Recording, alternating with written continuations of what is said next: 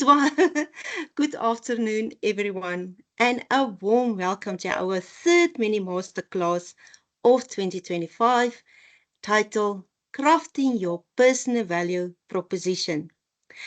I'm going to switch off my camera because I just want to show you that we are real and not the AI tool talking to you. All right. I just want to switch it off. Sorry for this. Okay, we're thrilled to have you with us for what we promises to be an inspiring session designed for your emerging professionals and recent graduates in the field of supply chain management. Our Mini Masterclass series continues to focus on helping you build the soft skills that are crucial for success in today's dynamic and evolving supply chain environment. Whether you just starting out or looking to grow further in your career, these skills will empower you to communicate with confidence, collaborate effectively, and unlock meaningful opportunities. We are so excited to welcome today's guest speaker, Nkanyezi Luthuli, the team lead for Group Procurement at Glencore Operations South Africa. Nkanyezi will be guided us through an engaging session on how to shape and crafting your personal value proposition, a vital tool for standing out in a competitive job market. It is also our pleasure to be joined by Claire Fincham from Saptix, our value partner and co-host of the Mini Masterclass series. Claire will be active in the chat throughout this session, ready to respond to any question you might have about Saptix, its membership benefit, and how you can get involved in South African leading supply chain community. We encourage you to participate actively by posting your questions in the chat. These will be addressed during the questions and answer session. And just a quick note for our UNISA students. Please don't forget to share your feedback on today's session through your module sites. Your insights are incredibly helpful as we continue to enhance and tailor the session to your needs. With that, let's get started. Nkanyezi, this stage is yours.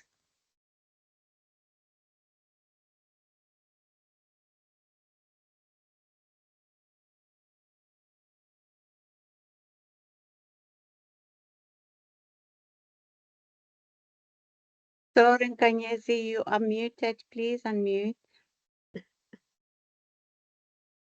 I apologize. I didn't realize that I was muted. Thank you, everybody. Thank you for the warm introduction to this section. I hope that it will be very helpful to everybody that is attending. Please do stop me and post questions throughout the session. I also look forward to any feedback. I just want to start by sharing my screen.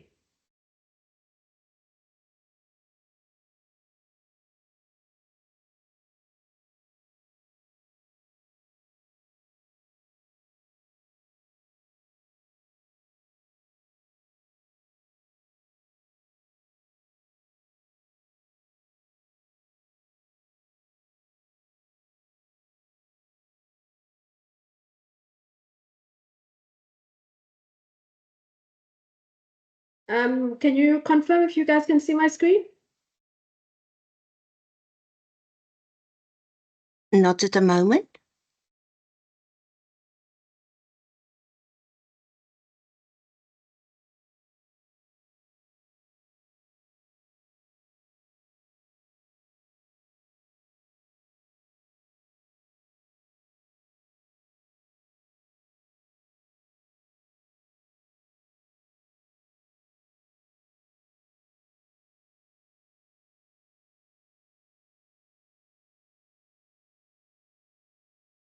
Confirmations now. Can you see the screen?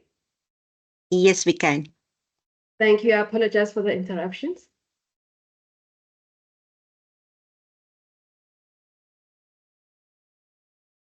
So what is a personal value proposition? So this is something that is very critical as you navigate throughout your career, and not necessarily just as something that you do when you look at entering the career space, but as you continue to work and operate within a working environment. It is something that is what I'll say to you is your almost your sales pitch, you know. Sorry, I saw the way hands up.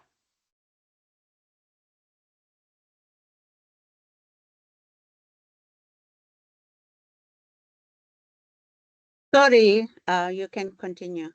Okay, thank you. So what is your personal value proposition? So your personal value proposition is essentially your elevator pitch that demonstrates why you are the best fit for a specific role or a situation. So in essence, it must be a concise statement that articulates an individual's unique value based on their skills, expertise, strength, and how you contribute or benefit an organization or the task or the role. What is critical when you are crafting your personal value proposition? You must use clear and concise language. Avoid using jargons to make it easy for the next person to understand. Be specific in terms of the skills and experience that you want to are relevant to the opportunity or the task at hand. Quantify the results. Wherever possible, use numbers and be specific in terms of examples to demonstrate the impact. Focus on the benefits and explain the skills and experience and help the potential employer or the client. So as you're aware that the field of supply chain is one that you will continuously be engaging different stakeholders. So it is always very important that when you are doing your pitch, demonstrate a strong vision in terms of where it is that you are going. Tailor-make this for the audience to adapt a statement to the specific needs and interests to the target audience. What is often very critical is that you may look and say that I'm an introvert. How do I position myself to appear as an extrovert? So it will talk to a number of elements in terms of your personality and in terms of different areas in terms of your character, and not just speak to your experience and your and your expertise. So if you look in terms of the image that I've portrayed, so you may be sitting there looking at yourself and say, I feel like I'm a small kitten, but when you look at that image, you need to appear as that lion when you need to engage in this very highly competitive field of supply chain.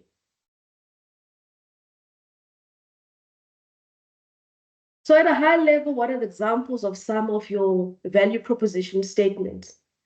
So I'm a highly analytical and data-driven individual with a proven track record of improving business processes and driving revenue and growth. As you see from this type of statement, you are specific to say, what is this type of skills that I'm bringing, what type of individual I am, and then demonstrate it with a track record in terms of saying you are driving revenues, the benefit, or what it is that you're bringing to the table. With a strong communication and interpersonal skills and coupled with extensive experience in project management, demonstrating your ability on how it is that you work with other people. And these are just a few examples when you are doing your elevator speech in terms of your value proposition. So it is often very critical that very often that you don't have an opportunity to present yourself. You write a lot of things in terms of your CV, but nobody actually ever thinks that at some point, what I've put in my CV, I need to speak to I need to portray it and I need to craft it as a message to say, how do I differentiate myself from the other person? Because when you're applying for any position, when you're applying for any role, there's multiple candidates that are applying for a position. But how do I stand out? So I just have a few videos that I'll be playing as well throughout my whole presentation. And then as we craft. So I'm just going to play the first one.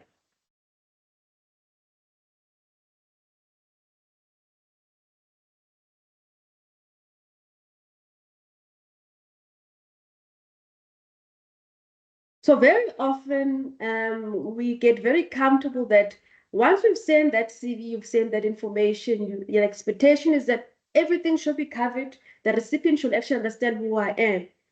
But we never think that at some point we're going to need to express and actually sell ourselves to say who we are.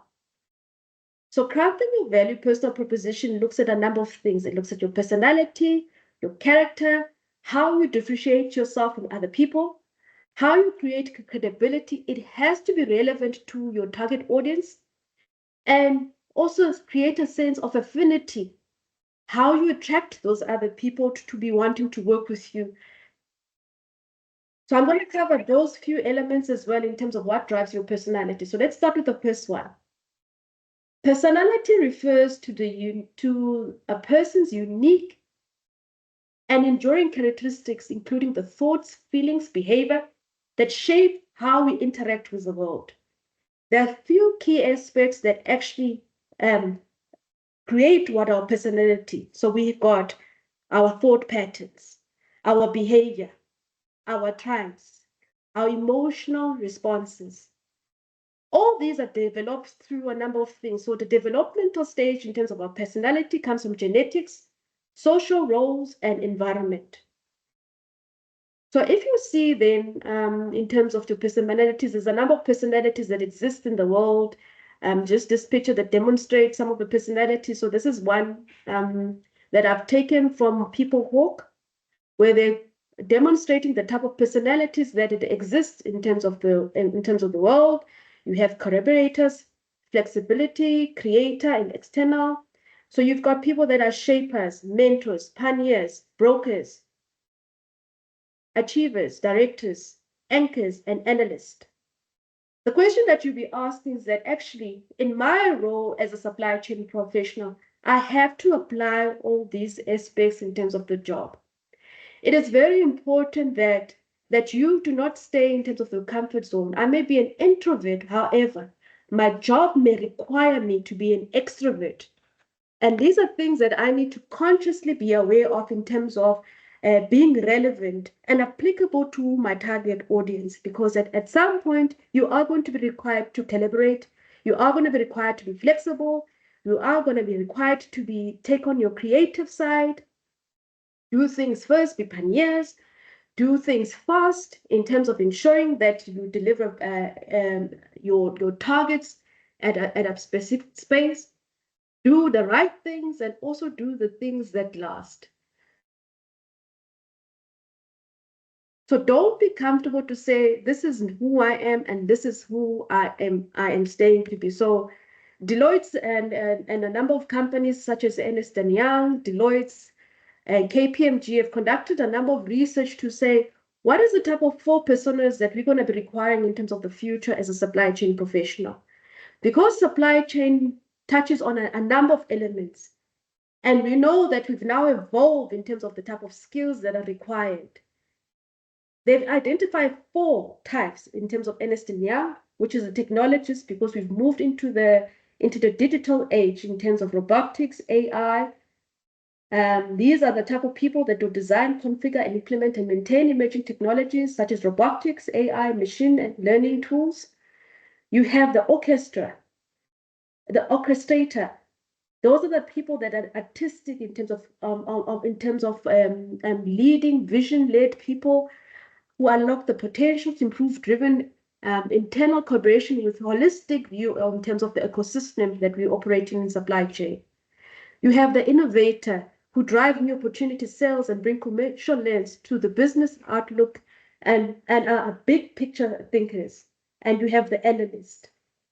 However, you will find that as you continue to evolve your skills as well, at some point in terms of your career, you may be required to be a technologist. You may be required to be an analyst, an innovator. All these are skills that are critical as you navigate the world of being a supply chain professional. The next aspect in terms of creating your value proposition is your character. The character refers to the person's moral and ethical qualities. It insists of our beliefs, our moral principles that guide our behavior in a certain way. How do you align these characteristics in terms of your moral and your ethics to the business ethics, where you're looking at principles, reliability, trust, responsibility, choice, and behavior, relationship, and morality? This is a part that I need to emphasize, that you must be aware that by association, so when I'm now looking for an employer, it is important to say, does this employer align to my values? Do they align to my morals and my ethical build up in terms of my beliefs? Because you may have to stand up and sell a product to a client, but if you're not aligned in terms of certain ethical behaviors that your organization is doing, it will be difficult to promote that business. Other things as well to look at in terms of candidates, you hear a lot of news in the news about corruption that is taking place, especially in some of the state-owned enterprise. So if I'm now an individual that coming for the first time in the public sector, and I've just want to work in the private sector, where my previous job was in the public sector, and may perhaps have worked for a state-owned enterprise, the first thing that they'll look at and say, okay, this individual has got an association with an organization that has been corrupt. So what are the chances of us considering them that they will not take those practices that they are coming from the previous employer to bring him to my company? So it is critical when you are attending an interview to demonstrate, because of the fact that you have done your homework, to say, how does my current employer is being perceived by the external world, so that I can portray to say, as much as you've seen that my current employer has got issues of corruption, these are not the characteristics that describe me. And it's important that you bring that message across in terms of how do you speak to those issues during when you are creating your personal value proposition, to say, I'm an individual that practices high moral standards. I'm aware of issues of anti-bribery and corruption, and this is how I engaged them in the past and deal with these issues. On the issues of social responsibility, speaks to our ability as well to care for those communities that are impacted with what it is that you do. Your understanding in terms of your human rights, the understanding on environmental and sustainability issues is very critical as well, and how those messages come across. So at any time that within your career, you need to make sure that you do the necessary homework, understanding what are the business ethical issues that they have to do in terms of responsible sourcing, health and safety, dealing to ensure that the environment and the laws that govern our practices are aligned to my understanding and my values. Transparency and traceability deals with the fact that we need to know where our products come from. Inclusion and diversity deals with the issues of how do we ensure that our supply chains are inclusive, that women can participate, those who are historically disadvantaged have got the ability to participate. And why is it important? Why is it a moral responsibility and an ethical responsibility that we ensure that our supply chain is inclusive and diversified? So the legal compliance framework and regulatory framework in terms of the various industry, and also risk management, looks at how it is, do we address risk? Should we have any issues? Do we conduct third-party due diligences in terms of our process? How do we mitigate risk in terms of our practices? These are very critical when you navigate and looking at character, and how do these speak to your own moral and ethical qualities, and how do you align, especially when you are going to either approach a new employer, approaching a client, or wanting to work with certain people within a project.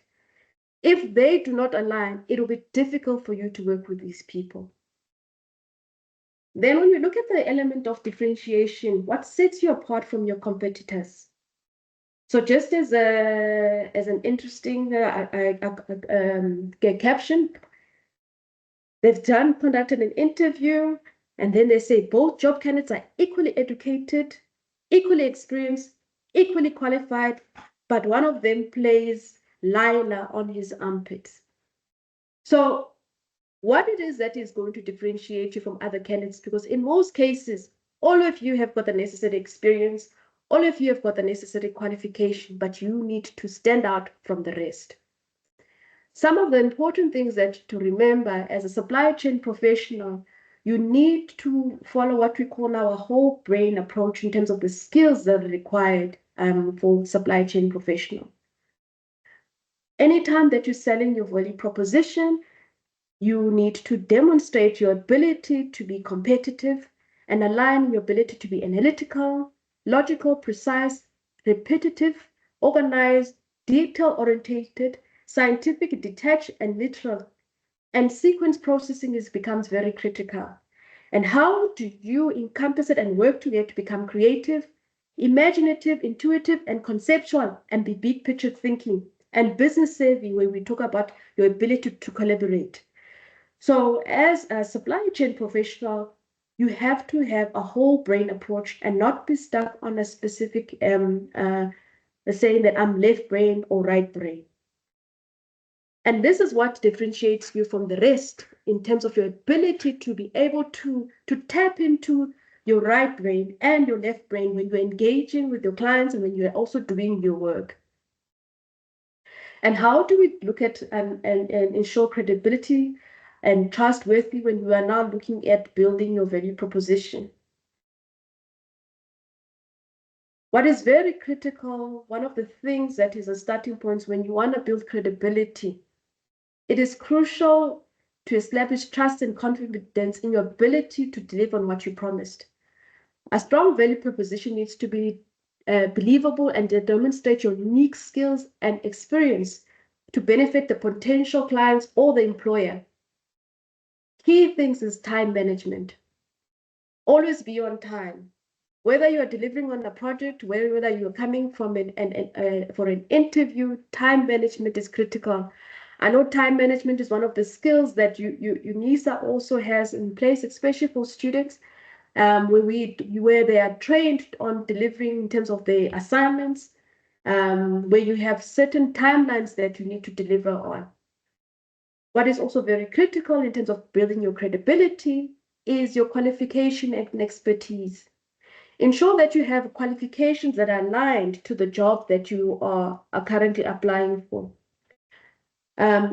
In certain instances, when you cannot tap into the qualification, look at the experience and the track record. So they are very, these two almost go hand in hand. What you can sometimes find is that you'll find that a candidate is highly qualified, however, they do not necessarily have the experience. So you need to have the ability to demonstrate how it is are you going to apply those skills that you have learned in terms of your qualification into a business situation. Understand and look at various case studies and data in terms of analyzing the various statistics so that whatever information that you give that is credible. Look at what is data is available and to conduct your research. So when you are not portraying to say, I am the best candidate for the job, these are the qualifications that I have, and this is how I would apply my knowledge and skills in terms of the world of work. It is also very important to highlight any awards and recognition and also be consistent. Do what you say you'll do and over a specified time. Be committed. So be aware that commitment requires you to be adaptable to change. Because as you know, our environment evolves. I mean, when supply chain initially started, it was required as a clerical types of roles. However, as time evolved, we've now become critical business partners. We've become analysts. We've become the go-to people on anything that happens in terms of business. We are the influencers. So it is also very critical that you need to be committed to your end goal, and understand what is it that is happening in the world of work, what is happening in terms of your space. Relevance addresses the specific needs of challenges to your target audience. Conduct the research as I previously indicated. Do your market analysis. Understand what are the pain points in terms of your client or in terms of your stakeholders that you are engaging with. Continuous learning is very critical because what you learn today in terms of your environment is going to change in the world of work. As an example, I mean, every day they introduce new systems in terms of how we work. And I cannot now sit and say, no, I'm not yet familiar with analysis. I don't have this expertise, but it's always critical that you need to be open to continuous learning because this is the only way that you can improve yourself as an individual.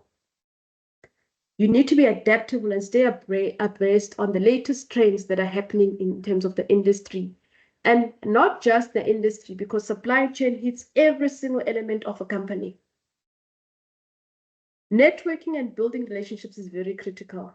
So explaining networks, you've got two types of networks that can influence where it is that you are going to engage. So we've got your social networks and also your business networks. Just to highlight on your social networks, the social media plays a very critical role as well in terms of how it is that we employ these days. You will find that most employers are now also engaging the internet when they are targeting new candidates to say what type of things do they post on their social networks. What type of information are they talking about? Who are they talking about? Who are their friends? This can sometimes also influence your value proposition because of the activities that you do outside the workplace will have a direct impact on what happens in terms of the workplace. Because as much as you're building a personal brand, companies are also building their own specific brand related to their image. And they do not want to be associated with somebody that has got a brand that is not aligned to this. It is also very important that early on in your career, you find mentors and coaches. In finding mentorship and coaches, they will provide a direction to say, setting your career path, doing your individual development plan in terms of where it is that you are going, coaching you to various areas because especially in instances where you need to portray personalities that are not necessarily comfortable with. I mean, let me use a typical example. So as you know that the world of work evolves all the time, what we tend to find in the workplace is that most of the people that have been in the company for a very long time very often are introverts. I mean, you'll find that the individual has not necessarily gone and uplifted themselves, and they stay in particular roles and they're just comfortable. It happens, as you know, that business has got cycles, that now you need to undergo an retrenchments. The first point when you're doing the retrenchments is you start with having early voluntary packages where people take the early voluntary packages. Very often the people who take the voluntary packages are your extroverts because it's easy for them to find jobs because they are always easy to market themselves. They're able to sell their skills. And then you move on to the next level where once the packages have gone for voluntary packages, then you now need to really go into and retrenching the people. And then you apply what you call last in, first out.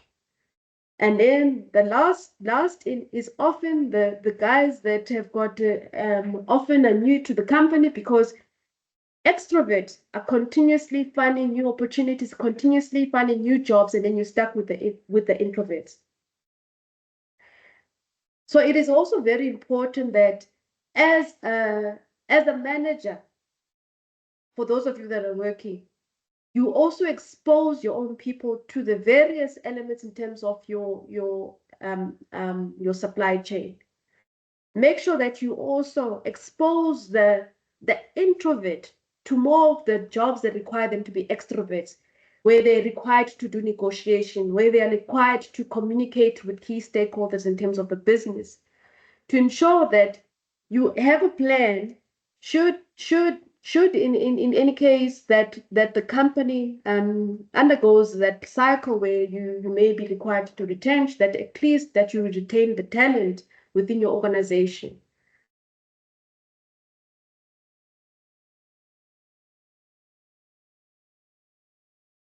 Then we look at affinity. Affinity is the shared values between you and your target audience and your ability to work with others. It looks at how good you are able to coordinate and how you bring that message across. This involves aligning and synchronize various activities from source to distribution. Communication, your communication must be open and transparent. It must also be effective and must also include elements of sharing of information. Collaboration looks about building strong partnerships and collaborative relations with stakeholders. Customer focus. Remember, yeah, companies want people that are going to be able to be problem solvers, people that are going to be able to understand the needs and provide solution. Just as an example, where you are now selling your value proposition to say how you create building affinity helps create trust and loyalty, make people more likely to engage with you and recommend your skills or services.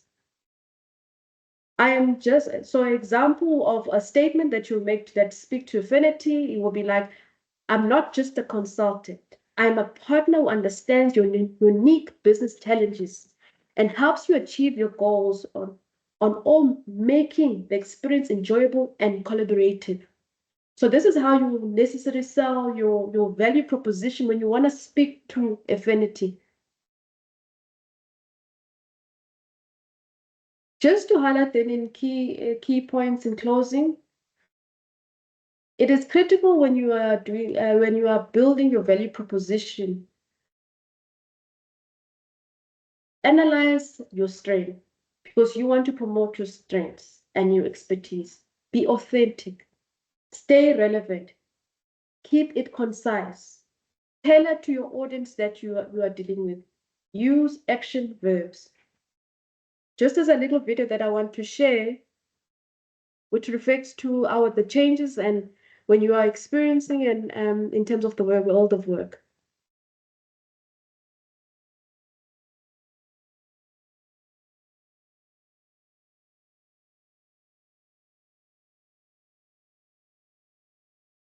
Nkanyezi, can you share this with sound, please?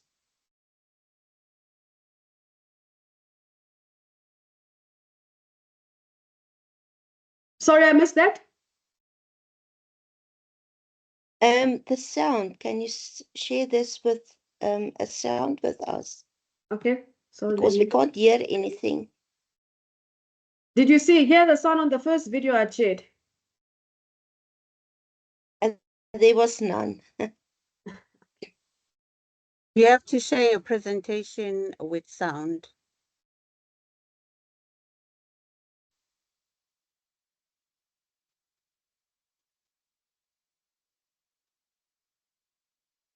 Let me start again. Can you hear that now?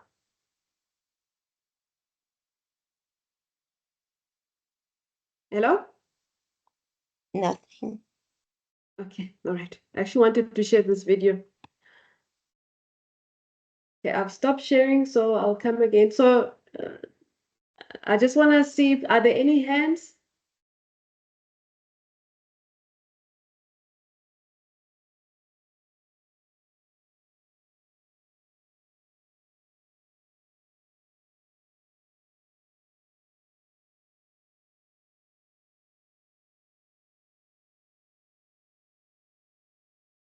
We have fields in the chat, and then we will start with that.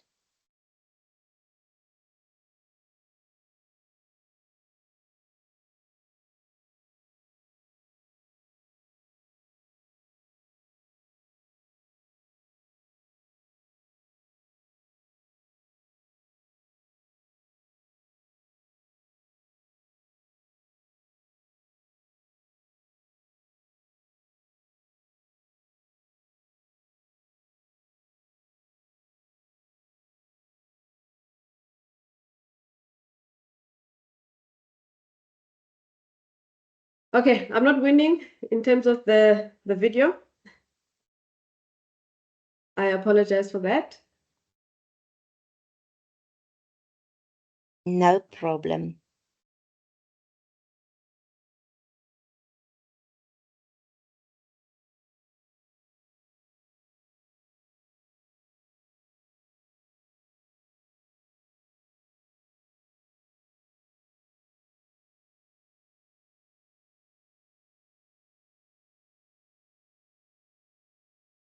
Okay, thank you. I think that's the end of my presentation.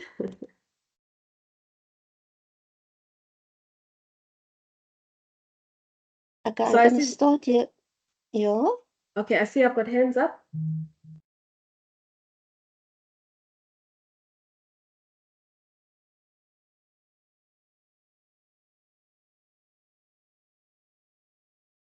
Christopher, you might ask your question. You can unmute yourself.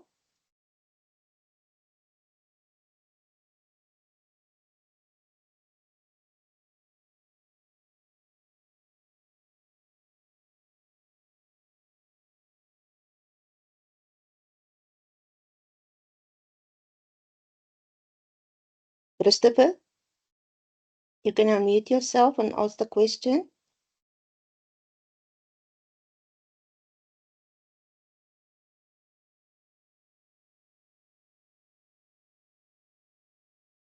All right, but we will start with one of the questions. As our students prepare to enter the dynamic world of supply chain management, what international actions or habits can they develop to build a strong character? And then I will ask the second one, maybe you can combine it. Furthermore, how can they practically demonstrate these character traits during a job interview to make a lasting impression?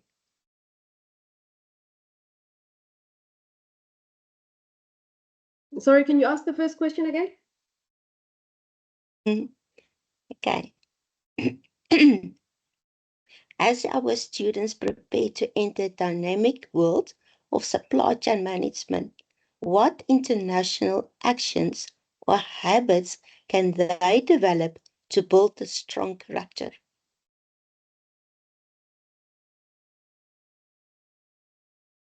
Okay, then the second one.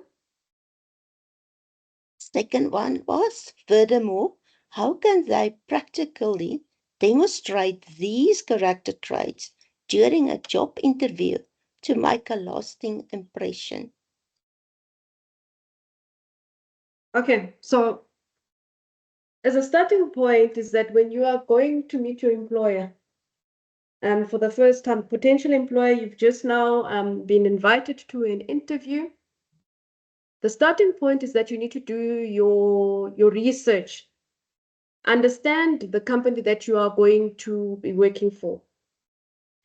Find what the pain points are and see how you align the skills in terms of your learning towards what you believe are the current needs in terms of the business to address the potential problems that they have. So it's always very critical that you need to do your homework. Find out who your potential employer is. Read the newspaper. There's a lot of information that comes on the internet lately on the various companies. Look as well in terms of their annual financial statements.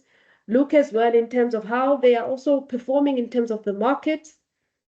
Do a bit of research as well in terms of what are the key market drivers in terms of the space that you are applying for in terms of the interviews. What product are they providing? And how would you support them to ensuring that they maintain the good quality? And who are the end customers and what are the customers' needs? So it goes back to looking at the entire value chain in terms of the end-to-end process, understanding to whom they source from, and how did the final product actually contribute to the end customers. And then you align, you were then in terms of looking at what have I learned in terms of the various modules, in terms of supply chain, in terms of marketing, in terms of all the other business models that you've learned. So don't only focus on looking at what you've learned with your supply chain models or your logistic model. Look at including your marketing models are very important. Your communication models are very important. And then when you do your proposition, then you need to make sure to speak to those points that say, I have seen that currently your company is performing very well on the stock exchange. I've looked at your stock that you are currently selling it at this X price. And I've noted as well, as an example, that your end customers are buying products 1, 2, 3 from you. And I believe that in terms of understanding the value, you need to ensure that we still engage in an environment that is inclusive and see how it is that we ensure that our supplier base is diverse and they contribute to your final product, just as an example. Well, thank you so much. I've got there's a few questions here. Does it put candidates at a disadvantage if they do not have any awards? No, it doesn't put them at a disadvantage. So what is often very critical when you're entering the world of work is that, which is something that I just want to caution, especially students that are starting to a job for the first time. Very often you'll find a good candidate in terms of how they appear on paper, but they are not willing to start from the bottom. They will always try to pitch for the high level positions because automatically what happens is that you think of the investment that you've done in terms of your education and forget that I may have invested this amount of time in my education, I have the qualifications, I do not necessarily have the experience. So when employers meet you for the first time, it is important that you must be willing to gain the experience and be willing to start from the bottom. Because it's not automatic that just the mere fact that you have got a degree, that your first job will be management.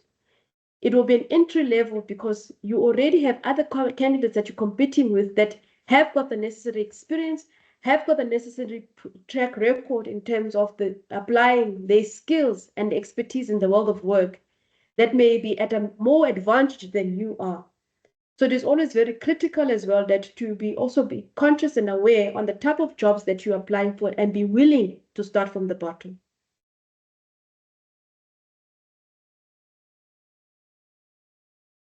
Wow, thank you. It gives us all, Christopher still got his it hand gives up. all hope. Yeah, it gives us all hope. Yeah. Then is another question to say, Nkanyezi, thanks for the share. How have you navigated your career in mining, which is predominantly male-led, particularly in a strategic function at Glencore SA? So to answer that question is that I am on my side, I read a lot. I ensure that whenever I need to engage, especially on when I have a meetings, I mean with my colleagues that are more experienced than me in terms of they've been in the space for a very long time, because us as women are new entrants in terms of mining. I make sure that I do my homework in advance and I prepare before I walk into any meeting. I also go and also investigate and find out who it is that I'm meeting. Do I also do a bit of homework on say who they are, what is their current position that do they hold, what are the type of areas of interest that do they have in terms of their business, in terms of their space that they're working with, so that when I then have a meeting and engaging with them, I'm better prepared to face them. So obviously, at the beginning, you may be very much uncomfortable because most meetings that I do attend are predominantly those with men. And men, most of the time, have got sort of like some sort of camaraderie. I mean, they do a lot of things together. They do a lot of work outside of the workspace. And I may not always necessarily be involved. However, it is very important that I need to position myself and see what value do I bring understand their needs, and do my own research to ensure that when I'm standing in that position, I'm not caught off guard. I know enough that I can respond to various questions, and also I'm comfortable in terms of my role. So I'm an expert in terms of what I do, and I need to make sure that whatever it is that I do aligns to their greater vision in terms of where it is that they want to drive the business, where it is that they want to drive their own objectives in terms of the various departments that we engage with. So continuous learning is very critical as well. And also having partners, people that you also engage with in terms of the business.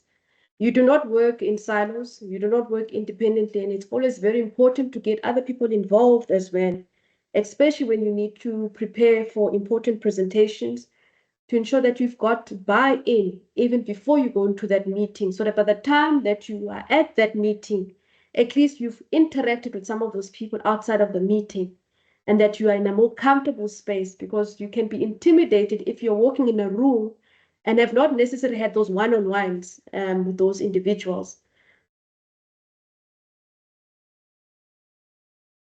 Thank you so much. It sounds to me knowledge is power. Okay, let's see the time. Okay, we can maybe do one more. How can we gain access to mentorship and coaches if I am a student from the villages and do not have access to this aspect?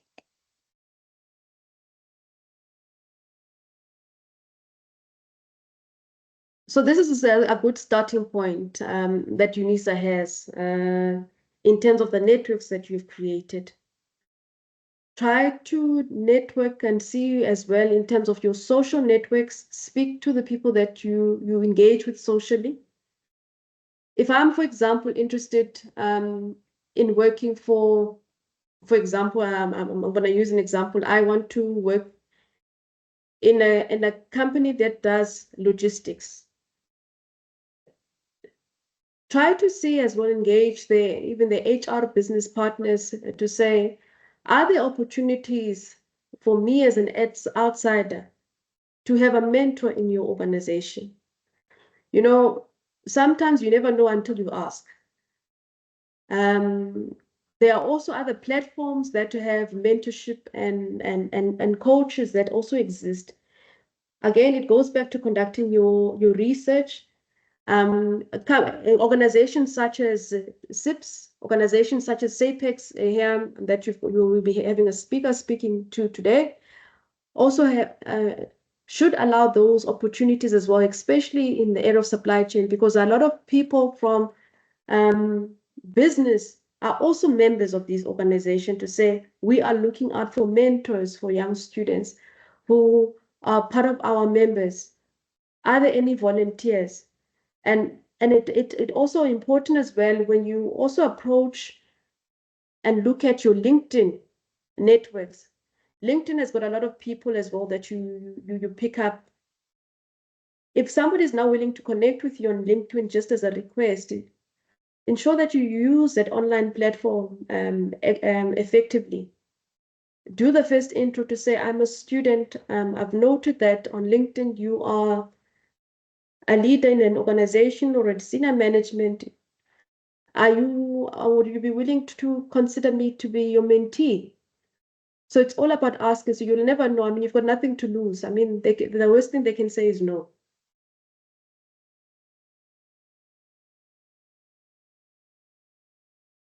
Oh, thank you so much. Sure. I can't believe time. When we have fun, we are running out of time. There's not enough time. Let's see if we can do maybe one more. There's so many questions. Let's me go here. Sure. I think I see it one. Okay, let's do this. Okay, how do I align my department objectives to the business objectives, whereby I have to do cost savings and reach my targets on customer service and OTIF. Oh, wow.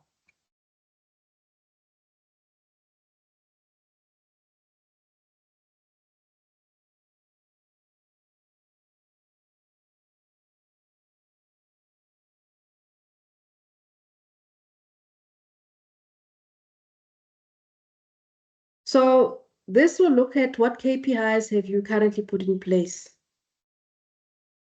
and how have you engaged in terms of your stakeholders. So if you are not aligned in terms of your business objectives, in terms of driving and cost, remember that supply chain is a critical part in terms of driving cost and cost savings. When you drive cost savings, it's also very critical that every activity that you do is efficient. So the starting point will be start with the stakeholder engagement and see how it is that you are aligned. Understand what value do you bring to a particular department, what it is that you do for them. And also put together a proposal in terms of your strategy, and look at key points to say, we want to drive cost savings. This is the area where we need to improve, and this is how we're performing. So historic data becomes very critical, that you need to analyze historic data in terms of the past performance to drive what it is that you want to do in the future. And also, it's important to do a gap analysis to see where are the gaps in terms of my own objectives as a department against what the rest of the business is doing. So conduct the gap analysis and ask the difficult questions. Do not be comfortable in sitting in your office. You do need to also go and roll your sleeve and go to the ground level to see the customers that you are servicing. So remember that as a supply chain individual, you're a service department, and you're providing a service to the rest of the business. So it's very critical as well to understand what are their expectations in terms of the work that you do from them, so that the expectations are clear right from the beginning. And also, you also need to also state to them and create a value position to say, this is what we intend to do for you. And this is how we are aligning based on the data that we've collected from you, based on the history and based on the engagement that we've had with you. So it's always very critical to conduct that gap analysis between the various departments that you work with. Thank you so much.